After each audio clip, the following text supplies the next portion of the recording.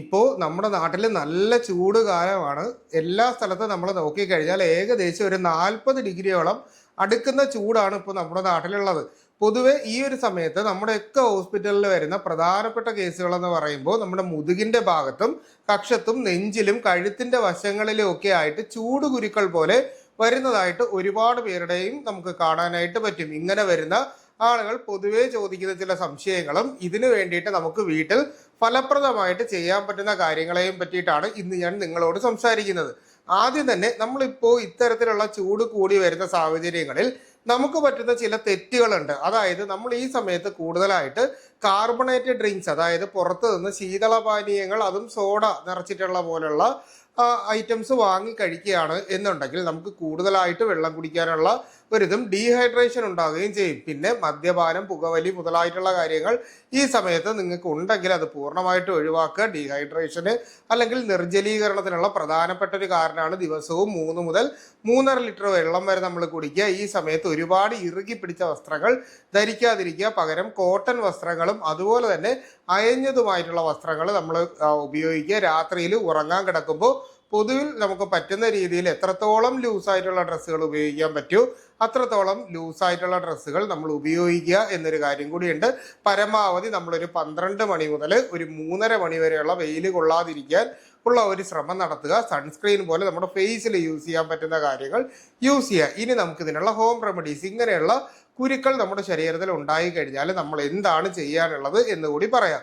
ആദ്യം തന്നെ ഇപ്പോൾ നമ്മുടെ ശരീരത്തിന്റെ ഏതെങ്കിലും ഒരു ഭാഗത്തായിട്ട്, ഇപ്പോൾ നമ്മുടെ കൈയുടെയോ അല്ലെങ്കിൽ നമ്മുടെ കഴുത്തിന്റെ വശങ്ങളിലോ ആയിട്ട് ചെറിയ രീതിയിലുള്ള ചൂടുകുരുവിന്റെ ഒരു തുടക്കമാണ് നമ്മൾ കാണുന്നത് എന്നുണ്ടെങ്കിൽ നിങ്ങൾ ആദ്യം ചെയ്യാനുള്ളത് നമ്മുടെ വീട്ടിലെ ഏറ്റവും ഈസി ആയിട്ട് കിട്ടുന്ന കറ്റാർ വാഴ നമുക്ക് എല്ലാവർക്കും അറിയാവുന്നതാണ്. അപ്പോൾ കറ്റാർ വാഴയുടെ ജെല്ല് നമ്മൾ അതിന്റെ അറ്റത്തുള്ള ആ ഒരു ചെറിയ മുള്ളുകൾ പോലെ കാണുമല്ലോ, ആ മുള്ളുകൾ കട്ട് ചെയ്ത് കളഞ്ഞിട്ട് ഇതിൻ്റെ ആ മുകളിലുള്ള തൊലി കളഞ്ഞിട്ട് നമ്മളൊരു സ്പൂണിൽ ജസ്റ്റ് സ്ക്രേപ്പ് ചെയ്തെടുത്തിട്ട് ഇതിനെ നമ്മൾ ഈ ഒരു ഭാഗത്ത് നന്നായിട്ട് പുരട്ടുക. അതായത് എവിടെയാണോ നമ്മുടെ അഫക്റ്റഡ് ഏരിയ ആ ഏരിയയിൽ മാത്രം നമുക്ക് കറ്റാർ വാഴ പുരട്ടാനായിട്ട് പറ്റുന്നതാണ്.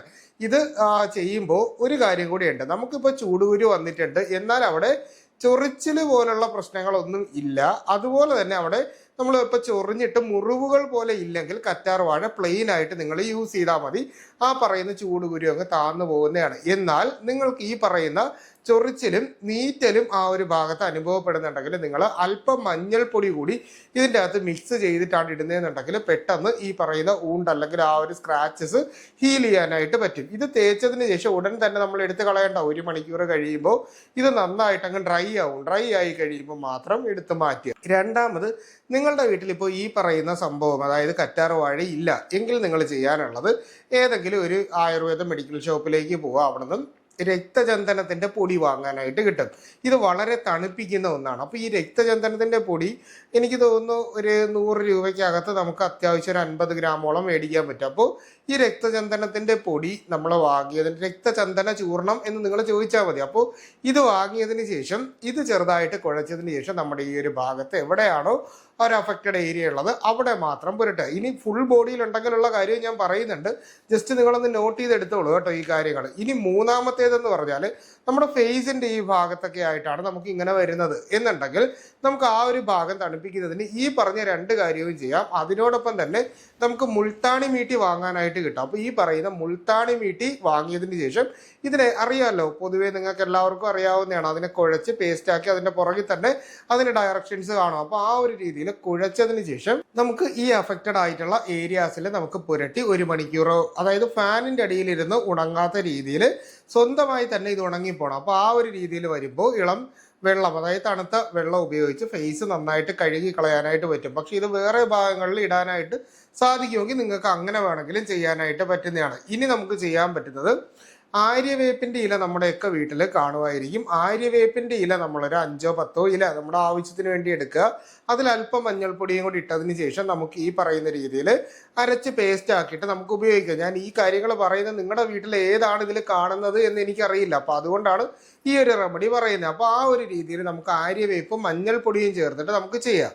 ഇനിയാണ് ഞാൻ പറയുന്നതിൽ ഏറ്റവും പ്രധാനപ്പെട്ട ഭാഗം. അതായത് നമ്മുടെ ശരീരത്തിൽ മുതുകത്തും മറ്റുമായിട്ട് കംപ്ലീറ്റ് ചൂടുകുരുക്കൾ വന്ന് നിൽക്കുവാണ് എന്നുണ്ടെങ്കിൽ നിങ്ങൾ ചെയ്യാനുള്ളത് 5 പ്ലാവില, നമ്മുടെ വീട്ടിൽ കിട്ടുന്ന പ്ലാവില, അതുപോലെ തന്നെ ശീലാന്തി അല്ലെങ്കിൽ പൂവരച്ച് എന്ന് പറയുന്ന മരം നിങ്ങൾക്ക് അറിയാമായിരിക്കുമല്ലോ. അപ്പോൾ ഇതിൻ്റെ ഇല നമ്മളൊരു 10ഓ 15ഓ ഇല നമ്മൾ എടുക്കുക. അല്പം ആര്യവേപ്പില, അതായത് ഒരു പിടിയോളം ആര്യവേപ്പില നമ്മൾ എടുക്കുക. അപ്പോൾ ഈ പറയുന്ന രീതിയിൽ ഈ ഇലകളെല്ലാം കൂടി എടുത്ത് ഇതിനെ നന്നായിട്ട് വേതുവെള്ളം, നമുക്ക് രാമച്ചം മേടിക്കാൻ കിട്ടുവാണെങ്കിൽ അല്പം രാമച്ചം കൂടി നിങ്ങൾ വാങ്ങിക്കോളൂ. വാങ്ങിയിട്ട് ഇതിനെ നമ്മൾ ഒരു കലത്തിൻ്റെ അകത്തിട്ട് നന്നായിട്ട് വേവിക്കണം. അതായത് ഒരാൾക്ക് കുളിക്കാൻ പാകത്തിനുള്ള വെള്ളത്തിൽ വേവിക്കുക.